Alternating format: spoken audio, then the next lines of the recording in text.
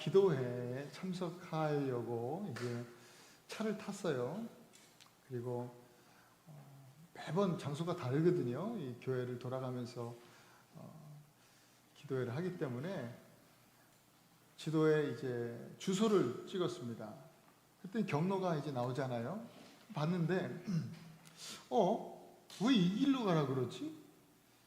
너무 돌아가는 거예요. 보니까 이거 이렇게 가는 게 맞나 싶어서 아무리 지도를 봐도 너무 돌아가게 이렇게 알려주니까 그냥 제가 아는 대로 가까운 길로 가야 되겠다. 이러다가는 이렇게 돌아가서는 큰일 난다 싶어서 제가 아는 길로, 가까운 길로 갔습니다. 어떻게 됐을까요? 엄청 막히더라고요. 막히고 사고에 공사에 난리도 아닌 거예요. 중간에 이게 빠지기도 어려워서 결국은 한참 늦게 도착한 경험이 있습니다. 그때의 경험은 내가 아는 길, 또 내가 생각하는 것보다도 하늘에서 보고 실시간으로 안내하는 이 GPS가 훨씬 정확하다는 것을 깨달았습니다. 예전에는 잘 안 맞았는데 요즘에는 굉장히 정확합니다. 우리 신앙생활도 마찬가지라는 생각이 듭니다. 우리의 생각, 우리의 지식, 우리의 경험, 이것보다도 위에서 보시고 또한 우리에게 말씀하시는 하나님 말씀에 순종하는 것이, 그것이 우리가 바로 가야 할 길이고 또 결국 그 길이 지름길인 것입니다. 예수님은요, 저와 여러분들에게 순종의 길을 보여주셨어요. 그 길이 하나님께 나아가는, 더 가까이 나아가는 지름길이라고 보여주신 것입니다. 오늘 저와 여러분들이 그 길을 걸으면서 하나님께 더 가까이 나아가는 오늘 이 아침이 되기를 소망합니다. 오늘 히브리서 본문에서 말씀하시는 이 순종, 첫 번째 예수님께서 보여주신 순종은 불편한 순종입니다. 사무엘상에 보면 사울 왕이 결정적으로 하나님 앞에 이제 불순종하는 부분이 나옵니다.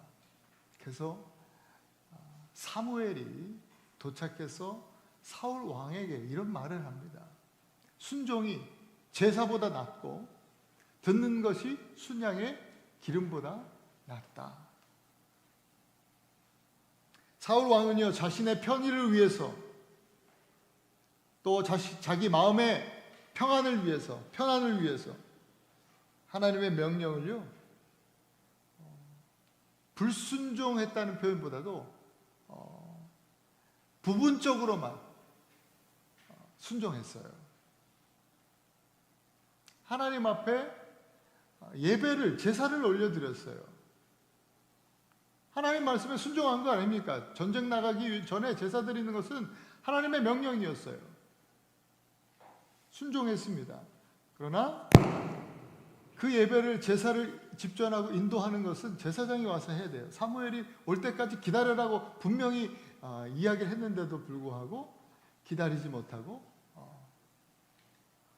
제사를 드리지요.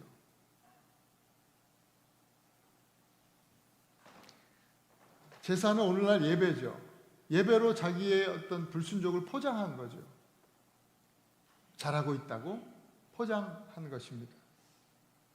그러나 하나님은 자기의 유익과 또 편리를 위한 그 순종, 그리고 하나님 말씀 가운데 어떤 것만, 자기가 원하는 것만 골라서 가려서 하는 그 선택적 순종을 우리 하나님은 거부하셨습니다. 우리들은 본능적으로 편리함을 추구하는 사람들입니다. 편안함을 추구합니다. 그러나 이 편안함의 실상은 우리를 묶고 가두는 영적 감옥입니다. 이 편안이라고 하는 감옥에 갇히면 우리의 영은 병들고 시들고 병들고 죽습니다. 사울을 보십시오. 사울의 상을 보시면 그는 결국 영이 병들고 죽고 말죠.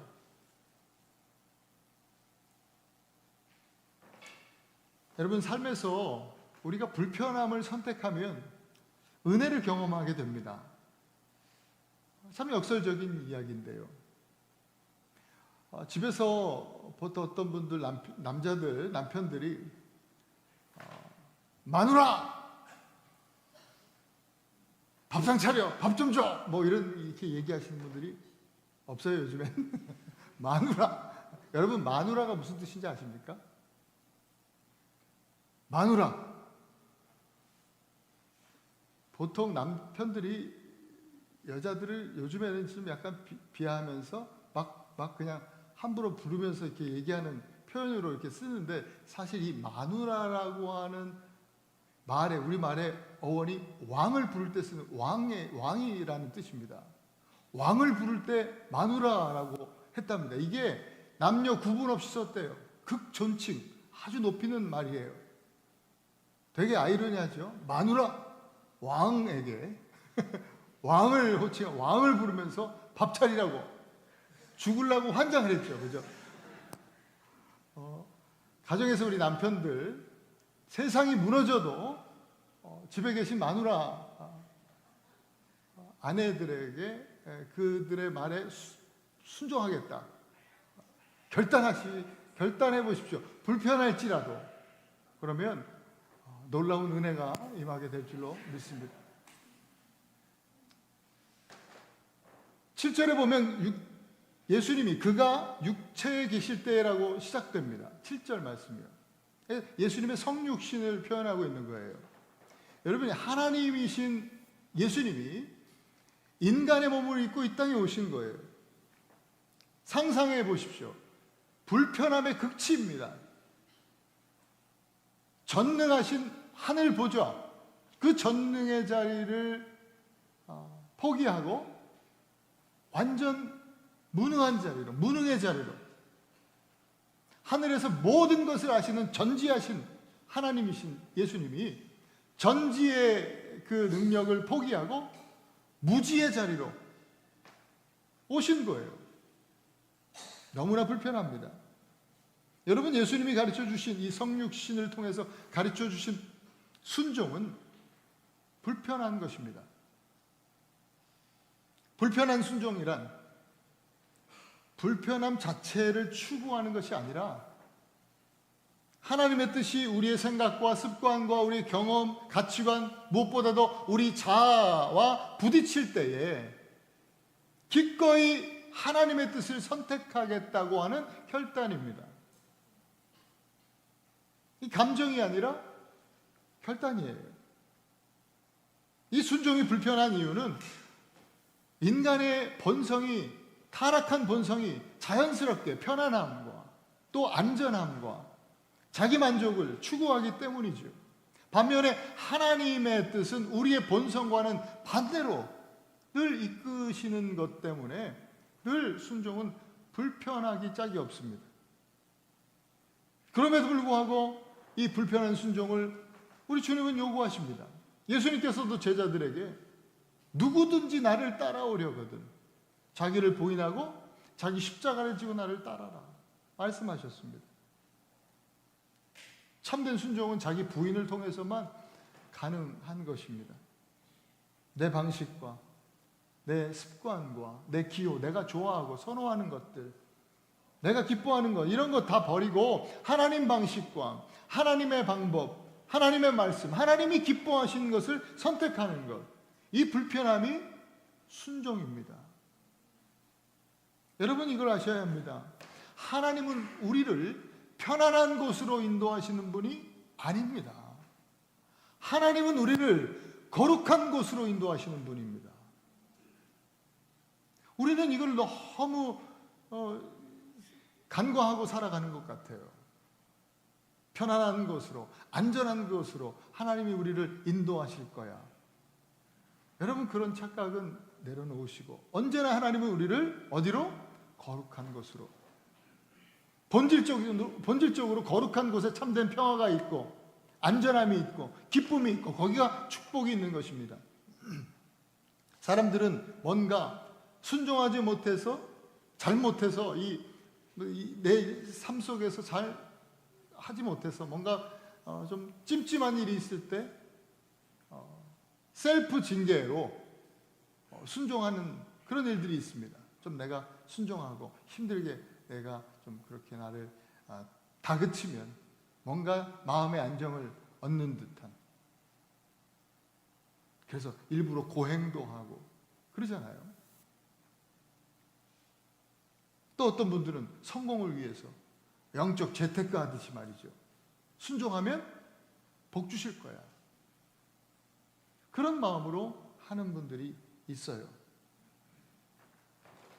어린 아이들이 아빠 나 이거 하면 용서해줘, 뭐 사줘, 뭐 이렇게 이야기하는 거나 마찬가지. 또 때로는 믿음이 있다라고 좀 하는 그런 사람들에게 보이는 또 경향이 있는데, 그런 순종을 영적 허세로 삼는 거죠. 이거 아닙니다. 순종은 언제나 거룩한 곳으로 나아가는 통로입니다. 오늘 10절에 보면 예수님이 멜기세덱의 반차를 따른 대제사장이라고 했습니다. 히브리서 이제 지난주부터 계속해서 이 대제사장, 큰 제사장 하면서 같이 등장하는 이 멜기세덱이라고 하는 이름이 계속 반복적으로 나옵니다. 창세기 14장에 나오는 이 이름인데, 창세기에서 처음 나오는 그때보다도 히브리서에 더 많이 나와요. 이 멜기세덱이라고 하는 사람, 특별한 사람이에요. 신비로운 분이에요. 구약에 등장하면서 이 멜기세덱의 이름이 평화의 왕이다라는 그런 뜻이에요. 왕이면서도 또 창세기에 보면 거룩한 제사장이라고 그렇게 가르쳐 줍니다. 왕과 제사장을 겸직할 수가 없었는데요. 특별히 이 멜기세덱은 왕이면서도 제사장이었어요. 바로 예수 그리스도를 상징하는 구약의 인물입니다. 아브라함이 이 멜기세덱을 만났죠. 아브라함이 이 멜기세덱을 만나면서 멜기세덱에게 10의 1조를 드립니다. 오늘 본문에 등장하는 이 멜기세덱, 우리 이 신앙생활에서 어쩌면 우리의 실제적인 불편함에 대한 이야기를 하시고자 하는 것이 아닐까, 저는 그렇게 생각했습니다. 우리가 신앙생활하면서 실제적으로 불편을 느끼는 부분이 물질적인 부분입니다. 들어오시면서 헌금함이 저 구석에 있어서 우리 교회는 헌금 안 하기가 참 좋아요. 안 보이니까, 그죠? 여러분의 불편함을 좀 덜어드리기 위해서. 그런 것은 아니고, 자, 불편함 이 부분에 있어서 물질적인 부분, 특히 멜기세덱 이야기를 하면서 나오는 이 부분이요. 11조가 특히 그렇죠. 하시는 분들이야 뭐 이제는 불편함이 없고 기쁨으로 해요. 그러나 많은 분들에게 아직도 여전히 11조는 불편한 것입니다. 여러분, 내가 예수 그리스도의 그 구속의 은혜로 구원을 받았고 또 그 감격으로, 그 기쁨으로, 그 은혜로 산다라고 고백하신다고 하면 여러분 11조 하나님 앞에 드리실 수 있기를 바랍니다. 1년에 한 번쯤은 제가 이 헌금에 대한, 11조에 대한 이야기를 언급을 하는데, 억지로 뭐 강연은 억지로 해서 될 건 아닙니다. 근데 11조 말씀을 드리면 예배 끝나고 한두 분이 꼭 목사님 그 세후에 해야 돼요? 세전에 해야 돼요? 꼭 물어보세요. 매년. 하나님 앞에 드리겠다라고 하는 결단이 중요한 거니까 뭐 세후에 하든지 세전에 하시든지 여러분들이 믿음으로 알아서 하시고, 물질도 그렇고요. 시간적인 순종도 참 불편합니다. 주일날 이렇게 여러분들은, 늘 오시는 분들은 뭐 순종이라고 생각도 안 하고 뭐 마땅히 해야 될 것이라고 여기고 아마 이 시간, 예배 시간을 또 구별하셔서 찾아오셨을 것입니다. 드리지 않던 예배를 뭐 일요일날 뭐 쉬는 날 편안하게 쉬면 되는데 이렇게 시간을 구별해서 옷도 잘 챙겨 입고 또 왔다 갔다 하는데 반나절 다 지나가잖아요. 또 봉사하시는 분들이 들이야 하루 종일 주일날, 그죠? 불편하죠.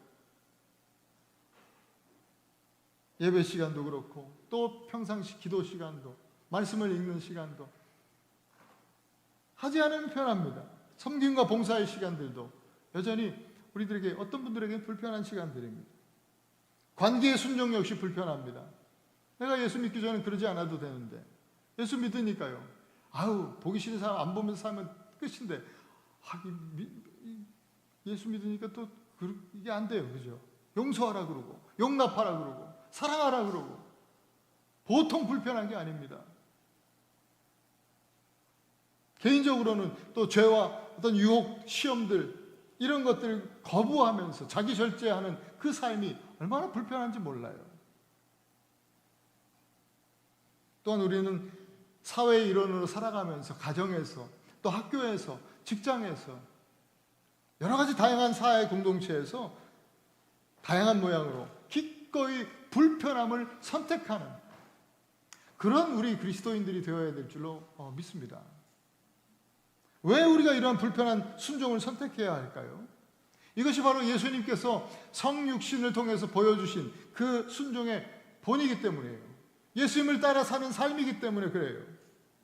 주님의 성품을 닮아서 하나님께 더 가까이 나아가는 바로 그 지름길이기 때문에 그렇습니다. 언제나 우리 육신의 편안보다는 불편한 십자가를 선택하셔서 기꺼이 십자가를 선택하셔서 오늘 찬양대 찬송도 그런 찬송이었는데 그렇게 예수님을 따르는 우리 모두가 되기를 간절히 축원합니다. 두 번째 오늘 예수님께서 보여주시는 순종은 눈물의 순종입니다. 눈물의 순종. 저와 여러분들의 삶은 눈물의 연속이죠. 대부분 우리의 눈물은 내가 힘들고 또 감정적으로 슬프고 아프고 또 억울해서 흘리는 눈물입니다. 때로는 사춘기 혹은 갱년기가 되면 그냥 이유 없이 눈물이 흐르기도 하더라고요. 그러나 대부분 나를 위해서 흘리는 눈물. 예수님도 눈물을 흘리셨습니다. 근데 우리가 흘리는 눈물하고는 예수님의 눈물은 좀 달랐어요. 성경에 예수님의 눈물 흘리는 모습이 3번 등장합니다. 첫 번째 요한복음 11장. 나사로가 죽었을 때요. 친구라고 표현했거든요. 나사로를. 예수님의 친구 나사로가 죽었을 때 그 여동생들 마르다 마리아가 막 울면서 예수님 앞에 나왔습니다. 그리고 마르다 마리아뿐만 아니라 같이 함께 아마 동네 같은 이웃들일 거예요. 많은 유대인들이 함께 나와서 울었대요. 그래서 함께 예수님이 그들과 함께 나사로의 무덤 앞에 나가서 우셨습니다. 예수님의 눈물입니다. 그때 예수님께서 비통한 심정으로 불쌍히 여기시면서 눈물을 흘리시는 거예요. 단순히 그냥 슬퍼서 우시는 게 아니라 그 마르다 마리아를 포함한 모든 유대인들을 위로하시는 위로의 눈물이었습니다. 동시에 죄의 결과로 죽음이 왔으니까 이 눈물을 흘리시고서는 바로 나사로의 무덤을 향해서 나사로야 나와라 하고 소리치셨잖아요. 죽음을 향해서 선포하셨잖아요. 우리의 죄로 인한 그 비통함과 분노가 담겨있는 눈물이에요. 그러면서 나사로를 죽음 가운데서 다시 불러주시는, 생명으로 불러주시는 예수님의 모습을 우리가 요한복음에서 만나게 되는 것이죠. 오늘 저와 여러분들에게도 죽음에서 생명을 불러주시는 주님의 부르심이 있는 줄 믿습니다. 순종하고 나오면 됩니다. 두 번째 예수님의 눈물은 누가복음에 나오는 눈물 19장 41절에 예수님이 공생의 사역을 이제 마무리하시면서 구속 사역을 하시려고 예루살렘에 입성하시는 그날 예루살렘 이 도시를 바라보시면서 예수님이 우셨다라고 했습니다. 그 도시를 바라보면서 왜 우셨을까요? 너무 멋있어서 감격해서 우신 거예요? 그렇지 않죠. 예루살렘 도시의 그 백성들을 향한 아픔입니다. 그 백성들이 자신에게 주어진 평화에 관한 일, 즉 메시아의 구원의 때를 알지 못해서 결국은 비극적인 종말을 맞이하게 될 것을 향한 그 애통한 마음이에요. 잃어버린 영혼들을 향한 하나님 아버지의 마음을 대변하고 계시는 것이죠. 그리고 마지막 예수님의 눈물은 겟세마네 동산에서의 눈물입니다. 오늘 본문에 나오는 이 예수님의 눈물이 바로 겟세마네 동산의 기도를 이야기하고 있는 것입니다. 7절 오늘 본문, 심한 통곡과 눈물로 간구와 소원을 올렸고 그의 경건하심으로 말미암아 들으심을 얻었느니라. 심한 통곡과 눈물로 기도하셨다. 겟세마네 동산에서 예수님은요, 하나님 앞에 통곡하면서 그냥 조용히 묵상 기도한 게 아니에요. 하나님 앞에, 하나님 아버지, 이 잔을 내게서 옮겨 주시옵소서 기도하셨습니다. 그러나 예수님의 기도가 거기서 끝나지 않았어요. 예수님도 우리와 똑같은 육신을 입고 오셨기 때문에 연약한 모습으로 이 잔을 내게서 옮겨달라고 기도하셨어요. 그러나 예수님은 거기서 더 깊은 곳으로 나아가십니다. 그러나 내 원대로 마옵시고 아버지의 원대로 되기를 원하나이다. 내 뜻이 아니라 하나님 우리 아버지 당신의 뜻이 이루어지기를 소망합니다. 기도하신 것입니다. 예수님의 눈물의 기도는 단순한 이 두려움과 고통의 눈물이 아니라 하나님의 뜻을 이루기 위한 처절한 순종의 눈물인 것입니다. 오늘 본문에 심한 통곡과 눈물로 간구와 소원을 올렸다. 그건 단순한 기도가 아니라는 거예요. 처절한 영적 씨름이 있었다는 겁니다. 누가복음 말씀엔 뭐예요? 그가 흘리는, 예수님이 기도하시면서 땀방울이 흐르는데 그 땀방울이 마치 핏방울 같이 되어서 흘렀다라고 말씀하고 있습니다. 한 인간으로서의 자신의 뜻과 하나님의 뜻 사이의 충돌이 그만큼 격렬했다는 거예요. 그래서 우리가 세상을 살아가는 우리가 어떻게 기도 생활을 하고 살아야 하는지 우리에게 교훈을 주는 말씀이에요. 도전이죠. 그리고 이어지는 말씀이 뭐예요? 그렇게 기도했더니 들으심을 얻었느니라. 이렇게 표현되어 있어요. 이건 쉽게 말하면 응답을 받았다 이겁니다. 하나님께서 응답해 주셨다. 예수님 기도에 응답하셨다. 어떤 응답이에요? 그 기도의 전반부에 대한 응답? 고난과 십자가를 제거해 주셨나요? 그렇지 않고요. 그 후반부에 대한 응답이죠.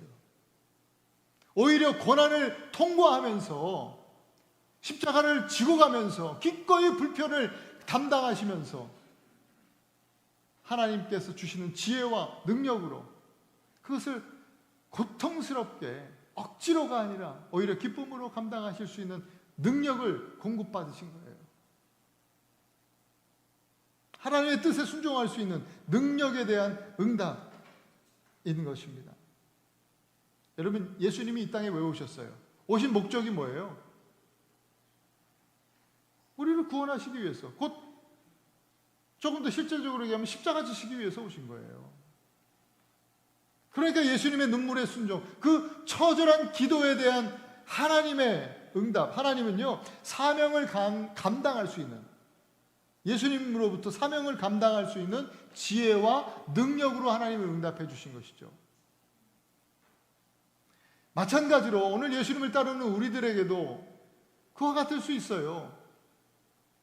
우리들의 눈물의 기도에 하나님은 우리가 원하는 방식으로 응답해 주시지 않을 수 있다라고 하는 사실을 여러분 아셔야 합니다. 왜 하나님 내 기도에 응답 안 해주세요? 왜 이렇게 안 들어주세요? 그렇게 하실 것이 아니라 하나님의 방식으로 반드시 우리의 기도에 응답하실 줄 믿습니다. 가장 적절한 타임이에요. 내 생각보다 더 위대하고 넓고 크고 기쁘신 하나님의 방법으로, 하나님의 생각으로 우리의 기도에, 눈물의 기도에 응답하시는 하나님이십니다. 무엇보다 중요한 것은 하나님의 응답의 궁극적인 목적은 뭐예요? 저와 여러분들의 사명 감당함에 있어요. 우리가 사명을 잘 감당할 수 있도록 지혜와 능력을 주시는 응답으로 하나님은 말씀해 주시고 역사해 주십니다. 사실 여러분, 사명과는 상관없이 별것도 아닌 일로 울고불고 속상해 하시잖아요. 그죠? 저도 그래요. 우리는 예수님은 아니니까 그래도 뭐 괜찮지 않나 싶은 생각이 듭니다. 하나님 앞에 나와서 눈물을 흘리는 게 중요한 겁니다. 하나님 앞에 나아가는 거. 예수님도 하나님 앞에 나가셨습니다. 눈물의 순종은 약함이 아니라 하나님을 신뢰하는 힘이에요. 눈물 흘린다고 해서 아유 찌질하게 저렇게 약해 빠져가지고 그렇게 볼 게 아니라 하나님 앞에서 흘리는 눈물은 하나님을 신뢰하는 능력이 되는 것입니다. 오늘 우리가 그렇게 하나님 앞에서 울면 내일은 또 다른 일로 울게 될 것입니다. 한 해, 두 해 그렇게 지나게 되면은 그때 이제 이전 과거를 돌아보면서 아, 참 그때 별일 아닌 것 가지고 울었구나. 그렇게 생각하게 될 것이고 언젠가는 우리의 눈물이 어린아이 같은 그런 우리의 눈물이 예수님처럼 온 민족과 열방을 향한 눈물로 바뀌게 될 것입니다. 땅끝에 서 있는 그 한 영혼을 향한 그 애통한 심령으로 흘리는 눈물이 될 것입니다. 오늘도 역시 눈물의 순종, 기도의 순종으로 위로부터 오는 지혜와 능력 충만함의 응답을 받으시면서 사명을 잘 감당하시는 우리 에나바 한인교회 가족들이 되실 수 있길 축복합니다. 마지막으로 세 번째 보여주시는 순종은 배우는 순종입니다. 순종은 배우는 것이다. 제가 우리 교회에 부임하여서 사역을 시작했을 때 14년 전에 뜨거운 열정으로 뭐든지 다 할 수 있을 것 같았습니다. 근데 현실은 달랐어요. 실수도 너무 많았고 또 성도들과도 이상하게 이거 삐걱거리는 것 같고 갈등이 계속 되는 거예요. 왜 그럴까? 왜 이럴까? 저는 원인을 저에게서 찾기보다는 교인들에게서 찾았어요. 아, 저분 왜 저럴까? 아, 장로님들 왜 저러실까? 아, 권사님들 왜 저럴까? 아, 집사님들 왜 저럴까? 아, 교회가 도대체 오래됐다는데 왜 이럴까? 맨날 교회 탓하고 성도들 탓하고 그랬어요. 저 스스로는 하나님 말씀 앞에 순종하고 잘하고 있다고 그렇게 생각했어요. 문제 없다고 생각했어요. 하지만 전혀 그렇지 않았죠. 전혀 그렇지 않았어요. 기도하는 가운데 이게 내 방식이 아니라 하나님 방식으로 일하는 거. 내 생각이 아니라 내 감정이 아니라 하나님 말씀으로 순종으로 성도들을 대하는 거. 누구를 대하든지 같은 마음으로 친절하게 대하고 뭐 이렇게 목회를 해나가는 거. 배울 것이 너무나 많았습니다. 하루아침에 되는 것이 아니었습니다. 하루하루 때로는 눈물의 기도로 하나님 앞에 나아갈 때 가르쳐 주시는 거예요. 하나님께서 오랜 시간 순종을 하면서 배웠던 것이죠. 그리고 그동안 제가 배우는 동안 또 우리 성도님들이 참아주셨던 것이죠. 인내하시면서 기도하시면서 지금도 여전히 부족함 투성이지만 계속 배우고 있는 거예요. 아, 그렇구나. 제가요 그렇게 오래되지 않은 과거에 작년인 것 같은데 깨달은 게 하나 있어요. 뭐냐면 제 다리가 얇아진다는 사실이에요. 제가 다리가 우리 아들처럼 두꺼웠거든요. 근데 제 아내가 어느 날 제 아내가 그러더라고요. 당신 다리가 너무 얇아졌대. 그러고 보니까 저는 바지를 입는데도 이렇게 항상 꽉 안 끼고 이렇게 날씬해 보이는 거야, 항상. 그래서 나 살 빠졌구나, 좋다 했더니 배는 그대로인데 다리만 얇아지는 거예요. 아, 그렇구나. 뭐예요?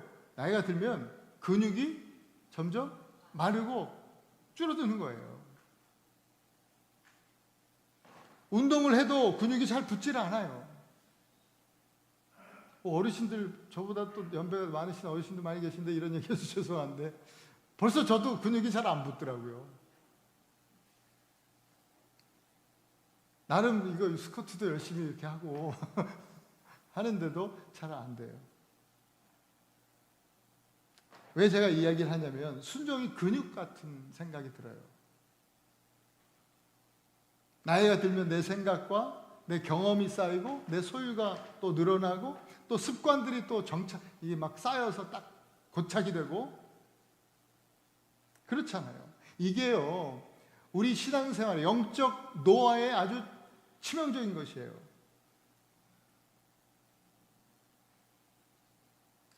이것들이 쌓이면 순종의 근육이 마르고 줄어들게 돼 있어요. 약해지게 돼 있어요. 이럴 때일수록 더욱 우리가 순종에 힘쓰고 꾸준히 또 순종을 배우고 훈련해야 한다는 생각을 해봐요. 8절, 9절 오늘 본문에 보니까 그가 아들이면서도 받으신 고난으로 순종함을 배워서 온전하게 되셨다 했어요. 순종을 배우셨대요. 하나님의 아들, 하나님이신 예수님께서 고난 중에 순종을 배우셨다는 거예요. 그리고 온전하게 되셨대요. 배워서 온전하게 되셨다. 여러분, 불완전하셨던 것이 완전하게 되었다. 이런 뜻이 아니라 좀 우리 오해할 수 있어요. 예수님이 그러면 처음부터 불완전하셨나? 아니, 그렇지 않아요. 온전하게 되셨다는 이 말씀의 이 단어의 뜻이요, 목적을 완수했다는 뜻이에요. 순종함을 배우셔서 주님의 사명을 감당하셨다. 예수님의 고난의 그 극치가 뭐예요? 십자가 위에서 예수님 어떻게 말씀하셨어요? 구원을 이루시고 다 이루셨다, 다 완성하셨다라고 하시면서 예수님 말씀하셨어요. 예수님이 순종하는 법 몰라서 배우신 것이 아니에요. 9절에 보니까 자기에게 순종하는 모든 자에게 영원한 구원이 되시기 위해 예수님께서 순종하셨다. 여러분, 우리는 평생 순종을 배워야 돼요. 우리 인생은 학습의 장이에요. 평생 학습의 장, 학교와 같아요. 끊임없이 배우고 또 배우는 만큼 성장하는 거예요. 어릴 때, 또 학생 때, 청년의 시기에만 배우는 것이 아니라 나이가 들수록 더욱더 겸손하게 배워야 할 때가 많다라는 것을 저도 깨닫습니다. 이제는 아이들한테, 저희 집 애들한테 많이 배웁니다. 몰라서 다 애들이 이제는 저한테 물어봤었는데 이제는 제가 애들한테 물어보는 게 더 점점 많아지는 것 같아요. 여러분, 고난과 시련을 통과할 때에 고난 중에 예수님이 순종을 배우신 것처럼 우리도 고난을 통과할 때가 많이 있지 않습니까? 특별히 고난을 통과할 때에 기억하시기 바랍니다. 지금 순종, 아까 세 번째니까 3교시 순종 시간 종쳤다. 순종할 때다. 순종을 배울 때다라고 반드시 좀 기억할 수 있으면 좋겠습니다. 하나님께서 예수님이 그러셨던 것처럼 예수님을 따르는 우리들에게도 고난 중에 순종을 배울 수 있도록 그렇게 하나님이 레슨하시는 그런 시간이라고 생각하면 좋을 것 같습니다. 열심히 배우시고 훈련하셔서 우리의 순종 근육을 좀 탄탄하게 만들면 좋겠습니다. 그러면 순종이 점점 쉬워질 겁니다. 하루에 제가 이 스쿼트를 그래도 운동을 조금은 해야 되겠다 해서 이게 100번씩 하거든요. 한 방에 100번은 힘들어서 못하고 나눠서 하는데 처음에는 한 20번 하더라도 땅땅하고 힘들더라고요. 근데 조금씩 하니까 지금은 제법 곧잘 해요. 네. 그래서 또 해봐라고 또 이렇게 시키지 마세요, 나중에. 점점 순종 근육이 탄탄해지면 순종하는 것이 조금씩 쉬워질 겁니다. 아니, 쉬워짐을 넘어서 기뻐질 겁니다. 순종하는 일이 기뻐지는 그날까지 여러분 많이 배우시고 훈련하시면 좋겠습니다. 그렇게 순종학교에서 잘 배워서 졸업하는 날 우리는 예수님과 함께 보좌 앞에 우리 하나님 아버지의 얼굴을 배우게 될 것입니다. 사랑하는 에나바하니 교회 성도 여러분, 우리는 순종을 통해서 그리스도의 형상으로 변화가 됩니다. 순종은 우리를 또한 하나님 나라를 실현하게, 우리 삶 속에서 하나님 나라를 실현하게 만들어 줍니다. 영원한 상급을 예비할 수 있는 하나님의 지혜로운 방법이 바로 순종인 것입니다. 여러분, 순종의 길을 걷는 최종 목적이 거룩이라는 사실을 잊지 마십시오. 거룩하신 하나님께 더 가까이 나아가기 위해서 우리가 순종합니다. 오늘 말씀을 기억하세요. 불편한 순종, 이것을 위해서 용기를 내시기 바랍니다. 마귀가요, 늘 우리 마음 가운데 야, 그랬다가는 큰일 나, 그렇게 이야기하죠. 거짓말입니다. 오히려 순종하지 않고 계속 편안과 편리를 쫓고 있다가는 진짜 큰일 납니다. 하나님 말씀 불편할지라도 기꺼이 불편을 선택하여 그 길을 걷는 우리가 되기를 소망합니다. 눈물의 순종, 우리도 눈물 흘리면서 씨름하신 예수님을 따라서 본받아 살기를 원합니다. 사람을 위해서 기도하고 눈물 흘리고 이 도시와 이 나라를 위해서, 우리 조국을 위해서, 잃어버린 한 영혼을 위해서 눈물로 순종하는 우리들이 되기를 소망합니다. 그리고 배우는 순종이에요. 순종은 일회성이 아니라 평생 학습 과정입니다. 예수님이 고난을 통해서 순종을 배우셨듯이 고난 시간이 순종 시간임을, 우리가 순종 학교에서 배우는 그 순종의 시간임을 기억하고, 여러분 학교 땡땡이 치지 말고 순종을 잘 배우시고 겸손하게 배우고 훈련하는 우리가 되기를 소망합니다. 예수님은 순종하심으로 구원의 근원이 되셨다고 했잖아요. 우리는 순종하심으로 그러면 무슨 결과가 일어날까요? 우리의 순종의 결과는 예수님과는 다릅니다. 구원은 예수님이 온전하게 이루셨고, 우리는 예수님이 우리를 구원하신, 나와 우리들 구원하신 그 구원을 증거하는 일입니다. 주님이 구원하셨다는 그 복음을 분명하게 증거하는 것입니다. 순종을 통해서.